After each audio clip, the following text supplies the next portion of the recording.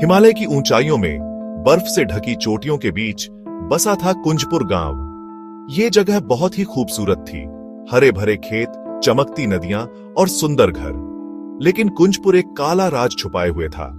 हर पूर्णिमा की रात जैसे ही चांद आसमान में ऊपर चढ़ता, गांव गायब हो जाता।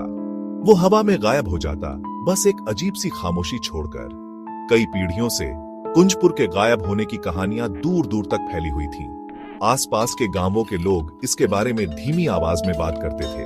उनकी आवाज में डर और हैरानी साफ दिखाई देती थी। कुछ लोग इसे सिर्फ एक कहानी मानते थे, कुछ ज्यादा सोचने वालों की कल्पना। लेकिन कुछ लोग सच्चाई जानते थे। उन्होंने अपनी आंखों से गांव को गायब होते देखा था। रामनारायणन, एक जवान पत्रकार जिसे रोमांच का बहुत शौक था, कुंजपुर की कहानियों से बहुत टर्टरिक था। उसने बचपन से ही गायब होने वाले गांव के बारे में सुना था और अब एक नोटबुक, एक पेन और थोड़े से शक के साथ वो सच्चाई का पता लगाने निकल पड़ा। उसका सफर उसे खतरनाक पहाड़ी रास्तों और घने जंगलों से होकर ले गया। उसने बर्फीली हवाओं और मुश्किल रास्तों का सामना किया। उसका हौसला अनजाने के आकर्षण से बढ़ता रहा। आखिरकार हफ्तों के सफर के बाद वो कुंजपुर पहुंचा। गांव वैसा ही था जैसा उसने सोचा था, शांत और खूबसूरत। लेकिन इस शांति के नीचे रामनारायणन को बेचैनी का एहसास हुआ। गांव वाले अपने घर पर लगे श्राप के बारे में बात करने से हिचकिचा रहे थे, लेकिन रामनारायणन नहीं माना। उसने कई दिन गांव वालों से बातें करते हुए कुंजपुर के गायब होने की कहानी के टुकड़े जोड़े।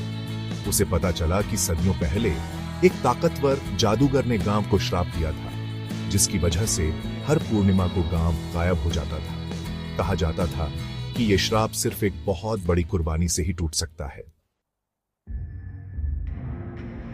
गांव को खुद गायब होते देखने के लिए रामनारायणन ने पूर्णिमा के दिन कुंजपुर में रुकने का फैसला किया। जैसे जैसे दिन ढला और शाम हुई, गांव में एक अजीब सा तनाव छा गया। गांव वालों ने अपनी खिड़कियां बंद कर लीं, दरवाजे बंद कर लिए और अपने घरों में चले गए। उनके चेहरों पर डर और मजबूरी साफ दिख रही थी। जैसे ही अंधेरा हुआ, कुंजपुर पर एक अजीब सी खामोशी छा गई। हवा उम्मीद से भारी हो गई और उगते चांद की चांदी सी रोशनी ने सुनसान सड़कों पर लंबी नाचती हुई परछाइयां डाली। रामनारायणन को हवा में एक अजीब सी ठंडक महसूस हुई और उसके रीढ़ में डर समा गया। अचानक उसके नीचे जमीन कांपने लगी। उसके आसपास के घर टिमटिमाने और धुंधले होने लगे।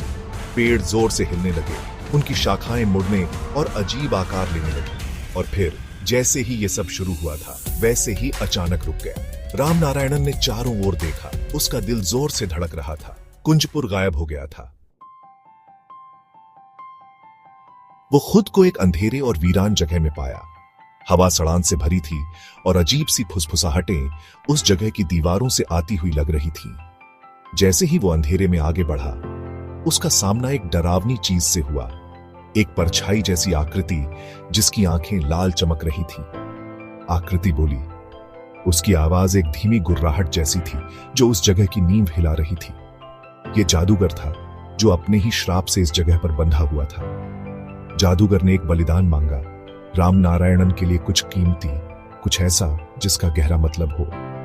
गांव को बचाने और श्राप को तोड़ने के लिए बेताब रामनारायणन ने बहुत सोचा। उसने अपना कैमरा, कहानियों से भरी अपनी नोटबुक, यहां तक कि अपने एडवेंचरस स्पिरिट को भी देने के बारे में सोचा, लेकिन उसे कुछ भी सही नहीं लगा। फिर उसे ख्याल आया, उसकी सबसे कीमती चीज उसकी ईमानदारी थी। सच्चाई के लिए उसका अटूट समर्पण।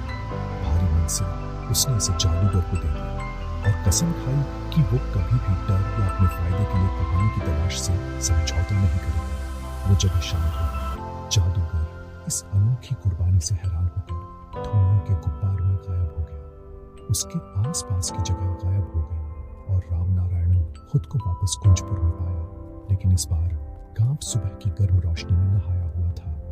गांव वाले अपने घरों से बाहर आए। उनके चेहरों पर हैरानी और राहत साफ दिख रही थी। कुंजपुर अब अदृश्य नहीं था, श्राप टूट गया था।